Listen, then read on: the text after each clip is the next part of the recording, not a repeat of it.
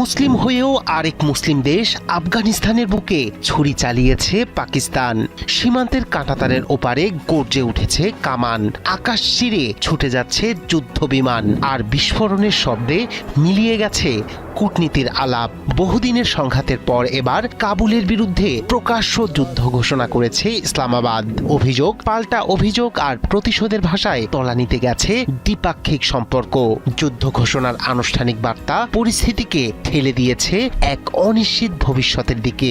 এই আবহে প্রশ্ন একটাই, এটি কি সীমিত সামরিক অভিযান নাকি বড় আকারের আঞ্চলিক সংঘাতের সূচনা? দক্ষিণ এশিয়ার রাজনীতিতে শুরু হয়েছে এক নতুন ও বিপজ্জনক অধ্যায়। আফগান তালেবান সরকারের বিরুদ্ধে প্রকাশ্য যুদ্ধ ঘোষণা করেছে পাকিস্তান। সীমান্তে হামলা চালিয়ে সেনা হত্যার অভিযোগ এবং কয়েকজন সেনাকে অপহরণের ঘটনার জবাবে অপারেশন গজপলি হক নামে সামরিক অভিযান শুরু করেছে ইসলামাবাদ।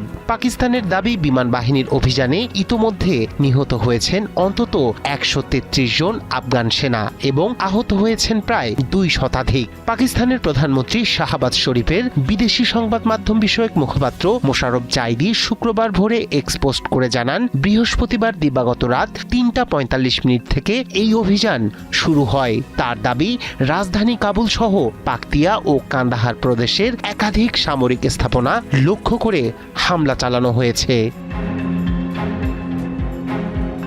সামাজিক যোগাযোগ মাধ্যম এক্সে দেয়া এক পোস্টে পাকিস্তানের প্রতিরক্ষা মন্ত্রী খাজা আসিফ বলেন, শেষ হয়েছে কূটনৈতিক সব প্রচেষ্টা, এখন এটি 2 দেশের মধ্যে সরাসরি সংঘাত। তার ভাষায়, পাকিস্তান সরাসরি এবং বন্ধুত্বপূর্ণ দেশগুলোর মাধ্যমে পরিস্থিতি স্বাভাবিক রাখার সর্বোচ্চ চেষ্টা করেছে। পূর্ণাঙ্গ কূটনীতি চালানো হয়েছে, কিন্তু ধৈর্যের বাঁধ ভেঙে গেছে বলেও জানিয়েছেন তিনি। এদিকে পাল্টা জবাবে বড় হামলার কথা জানিয়েছে আফগানিস্তান।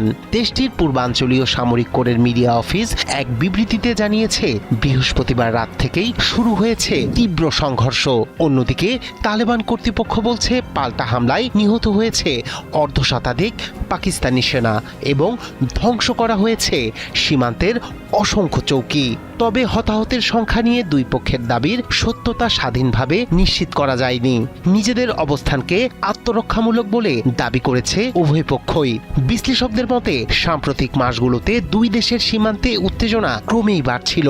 পারস্পরিক অবিশ্বাস, সীমান্তে সশস্ত্র গোষ্ঠীর তৎপরতা এবং বিমান হামলার অভিযোগ পরিস্থিতিকে অস্থির করে তুলেছিল। এবার সরাসরি যুদ্ধ ঘোষণার মধ্য দিয়ে সংকট নতুন মাত্রা পেয়েছে। বিশ্লেষকরা বলছেন, এই সংঘাত দীর্ঘস্থায়ী হলে শুধু 2 দেশের মধ্যেই সীমাবদ্ধ থাকবে না, এর প্রভাব বিশেষ করে নতুন করে অনিশ্চয়তার মুখে পড়তে পারেন সীমান্তবর্তী সাধারণ মানুষ। তবে পরিস্থিতির ওপর আন্তর্জাতিক মহল নজর রাখলেও এখন পর্যন্ত পাওয়া যায়নি বড় কোনো কূটনৈতিক অগ্রগতির ইঙ্গিত।